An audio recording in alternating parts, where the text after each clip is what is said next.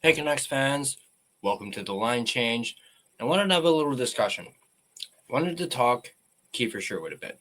But before we dive into that, I want to quickly give a quick shout out and thank you to my sponsor, GasJack Art, maker of the amazing artwork you see here behind my shoulder. And you guys can check him out yourselves at gasjackart.com. There is a link to his website in the description down below. He does currently still have his buy two, get two free sale going on. So definitely take advantage of it while you can. Once again, that's gasjackart.com. And again, there's a link to his website in the description down below. Now, let's talk about Kiefer Sherwood, shall we? First off, what a game by Sherwood last night against the Oilers. The man should have had a hat trick, but of course, one of his goals got called back because of offside. Now, it looked as though maybe Sherwood knew it was going to get called off. Maybe I'm looking into this a little too much, but it looked like he, knew it was going to be offside, maybe after he saw like a replay or something. But they showed him. Now, just for context, I was at the game last night, and they probably showed this on the broadcast too. But they kind of zoomed in on him on the bench, and he looked pissed off. Like, he looked pissed. And you even actually see him drop a little, like, fuck while on the bench. So he was not happy that goal got called back. But he was able to get the goal back later on in the game after he took the puck up the ice, skated his way through the Oilers' defense before he dangled the pants off of Matthias Ekholm, completely undressed him, and made him look like a freaking fool. Beautiful drag move around Ekholm, and then he put it past Pickard. Beautiful goal, by far my favorite goal scored of the season so far. And guys, we're only 10 games in, so that could very well change. But up until this point, that goal was absolutely beautiful. Of course, Sherwood would go on to score the winner in overtime, tipping a Brock Besser point shot to allow the Canucks to beat the Oilers 4-3. Now, the reason why I'm doing this video is because my buddy Gerald, who has joined me on my post-game shows recently, him and I were having a conversation, and he brought up a really good point. He actually even said it in our little short that we posted while after the game. He brought up that if Sherwood keeps this up, he could very well price himself out of Vancouver. And that's a very good point. Gerald has a very good point with that. Because right now, Kiefer Sherwood is on pace to score 36 goals. That is what he's on pace to score at this point. Now, granted, that doesn't include the 2 goals he scored last night. This was when he only had 4 goals in 9 games. He was on that pace. So clearly, or potentially, that pace has increased ever so slightly. But right now, we're just going to say he's on pace to score 36 goals. Now, analysts were projecting him to score between 10 to 15 goals this season. He's already at 6 in 10 games. He's already halfway to that projection. So now, if Sherwood keeps up with this pace and continues to score, it's going to jack up his price. Keep in mind, Kiefer Sherwood is a pending free agent at the end of this season. He only signed a 2-year deal with the Canucks. Last year, obviously, was his first year. This year is his second year. So he's in a contract year this year. Now, right now, he's only making $1.5 million. Obviously, if he has another career year, in a contract year, he's going to want a raise, and he's going to absolutely deserve a raise too. Now, the question is, how much exactly is that raise going to be? Is he going to want maybe $3 million a season, or is he going to want more than that? Now, could we even be looking at, say, $5 million a season for Kiefer Sherwood?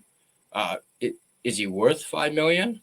I mean, he's certainly playing like it, that's for sure, with, leading the team in goals right now. We haven't even brought up term yet, but right now we're just focusing on money. We'll get to term when we get there, and how much it'll cost to keep him, how much he may want, especially, as I said, if he has another career year with the Canucks this season. Now, I brought up $5 million for a reason. Right now, we're paying Evander Kane $5 million until the end of the season, as that is what his salary is, which brings me to my next question. When the end of the season comes along, who would you rather keep? Evander Kane? Or would you be willing to let him walk and allocate that $5 million towards re-signing Kiefer Sherwood? Let me know in the comment section down below who you guys would choose. Would you choose Kane or would you choose Sherwood?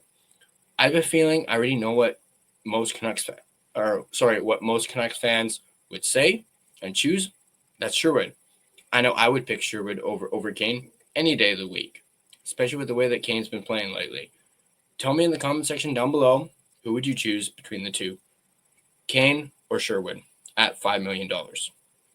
We mentioned how Sherwood is only making $1.5 million this season. Now, when he initially signed that deal with the Canucks back in 2024, he had a different agent than he has now. That original contract he signed, he had Alain Roy, apologies if I mispronounce that, as his agent. Earlier this summer, Sherwood changed agents going into his contract year, and he went with the Wasserman Hockey Talent Agency, and his new agent is Judd Moldaver. Once again, I apologize if I mispronounce that name, who also happens to be the agent of guys like Connor McDavid, Austin Matthews, Roman Josi, and even Connor Garland. So, Sherwood switches agents in a contract year, which makes me think, could we maybe see Garland potentially influence Sherwood when it comes to his next contract and a potential extension with the Canucks? Could he get something similar to what Garland got, or maybe even a little more, depending on how he finishes the season, points-wise? Would you be willing to pay? We talked about how we hadn't brought up term yet. Well, we're about to now. Would you be willing to pay Sherwood 6 times 4? 6 years at $4 million, maybe even 4.5? Or do you think it'll cost more than that? Once again, let me know in the comment section down below what you guys think. I mean, personally, and this is just my opinion, I'd be willing to give Sherwood 6 times 4. Absolutely. Especially if Sherwood continues to play the way that he's been playing and, continues to, use the body and, continue to rack up the hits as well as the offense. Absolutely. Hands down, sign me up for 6 years of Kiefer Sherwood at $4 million. Absolutely. Sign me up, especially with the cap going up, over the next several years. Now, Gerald mentioned this in our little video that we did. The Canucks need to lock up Kiefer Sherwood now, because the longer the season goes on and the more Sherwood produces, the more expensive he might become. And the last thing the Canucks want is to run into another Pius Suter situation, where Sherwood, as I mentioned at the top, where Sherwood potentially prices himself out of Vancouver, which brings me to the question of the video. As I just said, can we keep him, or are we going to be able to afford to re-sign Kiefer Sherwood if he continues to produce at the pace that he's currently at? I want to hear from you, Canucks fans. Let me know. Will Kiefer Sherwood price himself out of Vancouver? Would you be willing to pay him 6 times 4, maybe even more than that, like 6 times 5? Just throwing out a number. I think I'm more comfortable with 6 times 4. Once again, let me know in the comment section down below what you guys think. And I got nothing but love for Kiefer Sherwood. Actually, if I'm even contemplating getting a Kiefer Sherwood jersey, I'll admit there is a little bit of hesitation because he is in a contract year.